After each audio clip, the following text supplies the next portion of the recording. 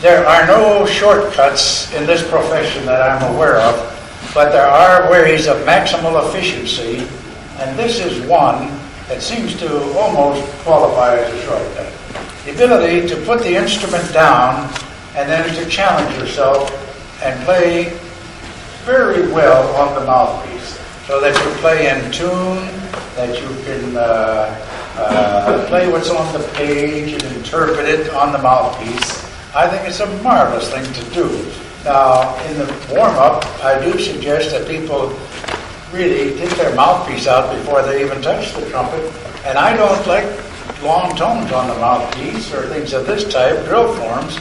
I love to have them start out with When the Saints Come Marching In or equivalent. I love to have some good jazz, some good rock, some Stars and Stripes Forever, and then the piccolo part, and a variety of solo literature that you might want to do on the mouthpiece. But you challenge yourself always on recall and the ability to carry out your musical thoughts on the mouthpiece.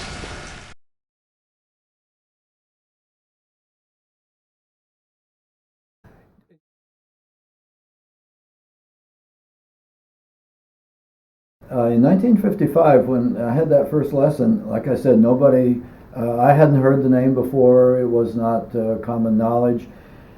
Got in the Philadelphia Orchestra within just a short amount of time, a few years.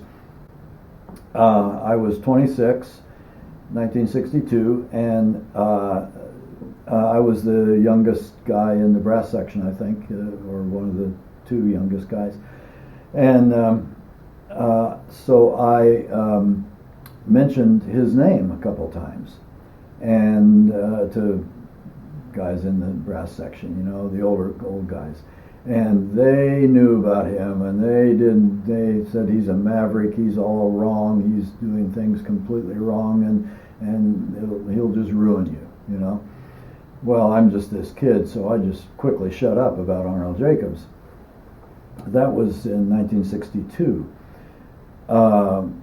Jump ahead 22 years to 1984, when we had that brass congress here with 1,300 people, and he was the honored guest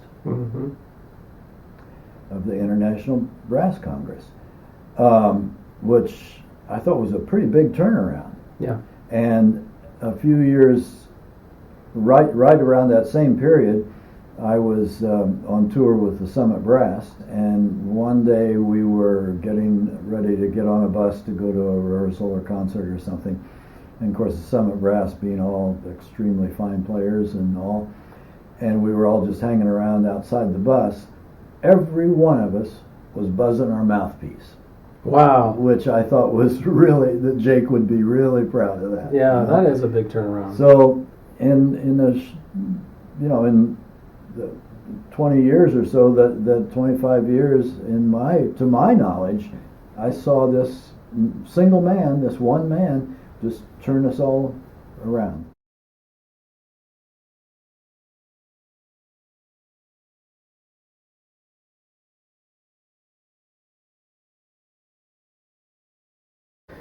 So that was one, and he was really also very much into buzz aids.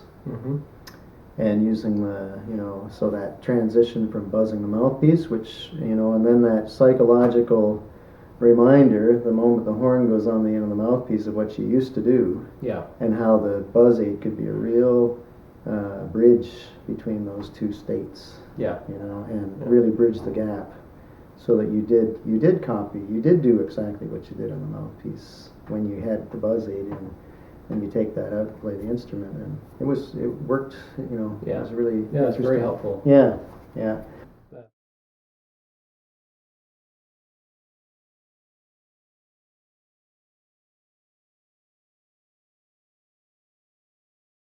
Did he have you buzzing the mouthpiece much? Yep. Okay. Yep. And I'd already been doing that, so that seemed comfortable and wonderful. And he would sometimes buzz on his mouthpiece, which would be like. And he would just encourage me to do it with vaudevillian sound and lots of and glissando and which I love doing. I was on stage and I had no problem doing that. So I had no reticence. I know some of my students have lots of reticence, but it's important to just dive in. Yeah. And that's, I think, part of it. Yeah. And the vaudevillian style. absolutely. And the glissando. Yeah. And I think to go from that to the piece of metal and recognizing that what you put in there is the same thing, and you can change so many habits away from the instrument on the mouthpiece without the habits kicking in so strongly. And so I know we did a lot of mouthpiece work.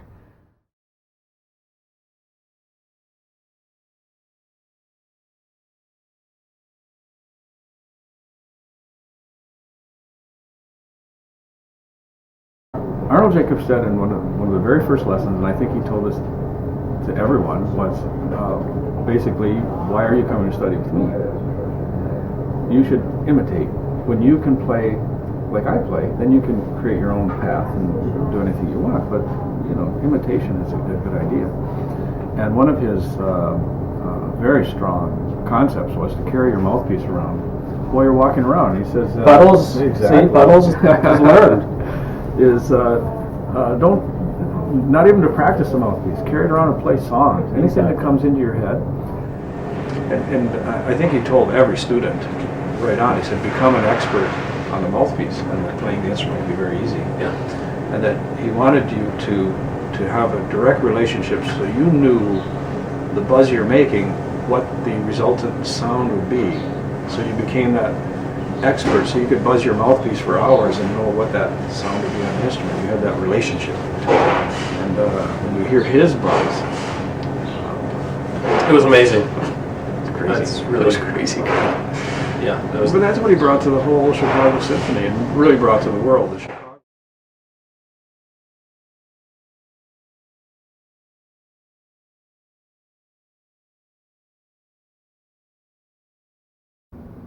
When I have a day like this, I usually don't now because I've done this so much in my life and I've learned to use my imagination. But if I do have a day, and any day I choose to do this, and I've done it with my students, it always works. Like I'll play a little excerpt with Jake. He had me play da da da da da da da da da da da da, and I would play it on the trumpet. And then he would say, okay, now take the mouthpiece in your left hand, finger it on the trumpet with your right hand, and play it, and imagine one of your idols playing it. I'm going to imitate various people in my head. I'll start with Bud Herseth in his studio playing for me.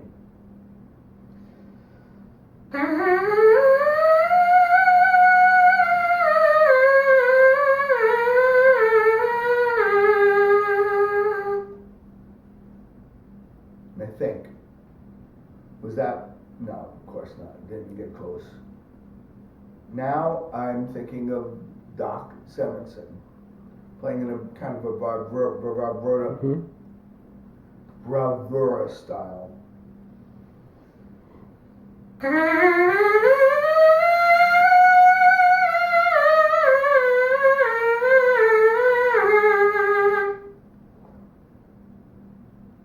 Now I'm going to think of Miles Davis playing it in a small group.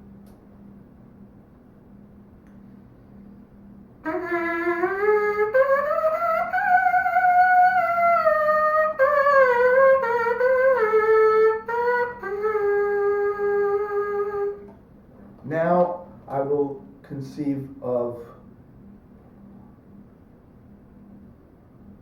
Bud again, but this time I will conceive of him playing it as a solo with the Chicago Symphony on the stage.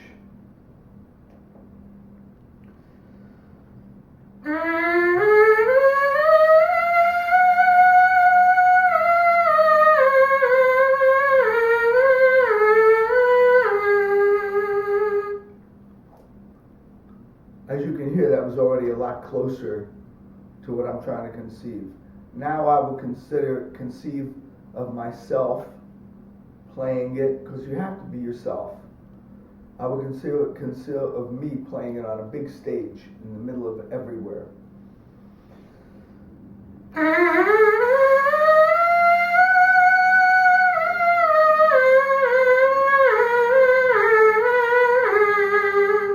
Now I'm going to conceive of me playing it out over a lake.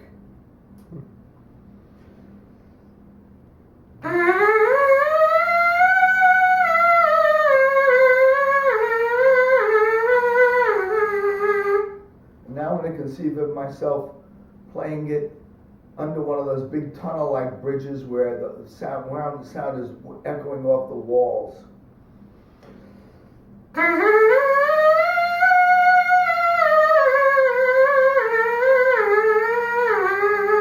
And now I'm going to conceive it, and then I'm not going to say a word, I'm just going to put the mouthpiece in the trumpet and play. Now I'm going to conceive myself playing it in a bathroom.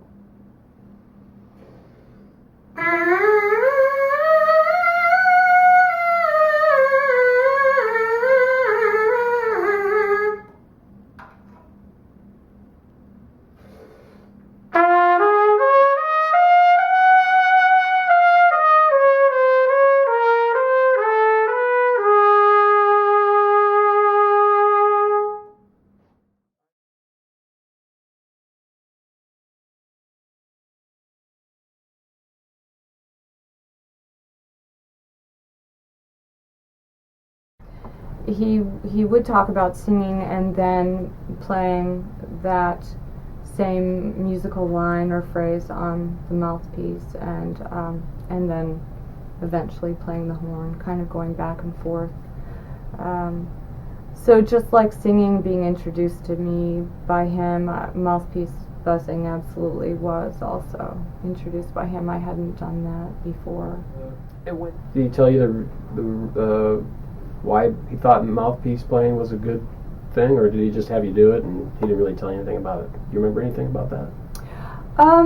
Really all I remember about that is that it seemed to be just bringing the singing, making a connection between the singing, which was supposed to be happening all the time, a little bit a step closer to, and now you have a horn that you're singing through, essentially. That is my memory of it. That sounds pretty much it in a nutshell, being a brass singer. Yeah, basically. Exactly. Yeah.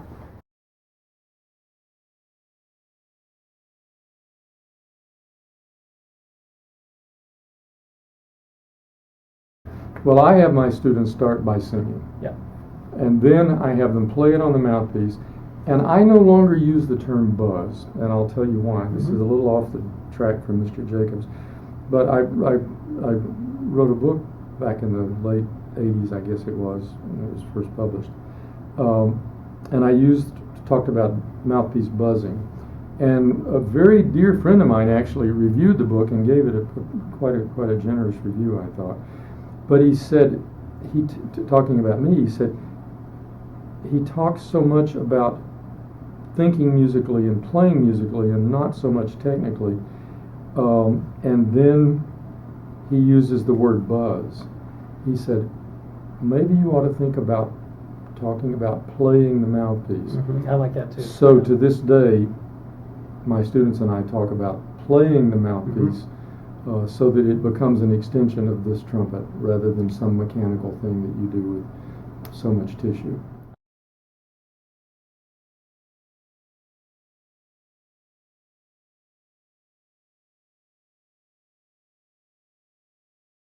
Did he have you buzz mouthpiece, play the mouthpiece much? A little bit, but he had me do more of the mouthpiece ring. Okay. And that's something I've been inspired that when I went back and prepared for this interview today, I realized I'm not doing as much as that as I used to, but it did immediately create better resonance by focusing. For some reason with me, I don't know if he was like this with others, but he liked the mouthpiece ring better than the mouthpiece. Okay, yeah, so that worked for you really well. You got pretty immediate results. That's great. Did he put any? Do you remember did he put any restrictions on Yes, the mouthpiece ring you can only, he told me, only in the middle to low range, where the mouthpiece, he said I could do all over. But he really encouraged me to just play little melodies, Yankee Doodle, all kinds of little tunes on that. And so it's very helpful when you're traveling to buzz on the ring. Yeah, and it's easy to have one at the ready. So in your pocket. Yeah, that's really good. Yeah.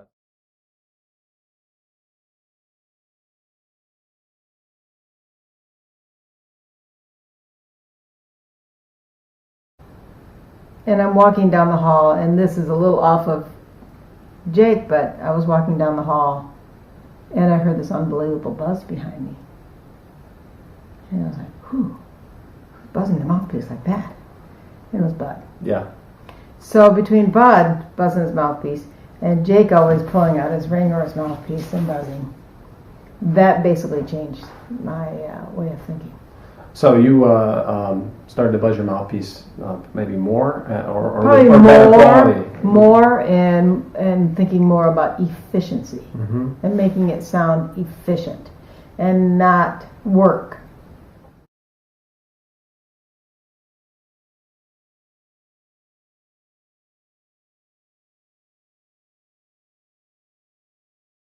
If I play on this,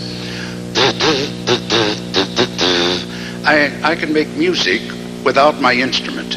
In other words, there's a connection with my brain, and through the seventh cranial nerve, the motor nerve that's going to feed the embouchure, I have developed patterns of response in the embouchure, just like vocal cords in response to thought patterns, where these act like vocal cords. Now, in terms of embouchure, if I play that little message of music, the Carnival of Venice, I could do this, or this, or the clincher.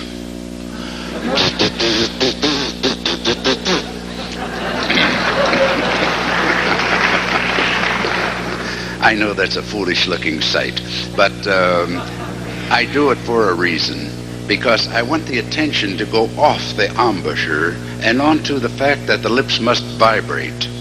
They must vibrate because the horn picks up vibration and amplifies it as sound waves. Air going through the instrument is not amplified. You'll hear a noise of air, but you don't play by air, you play by sound.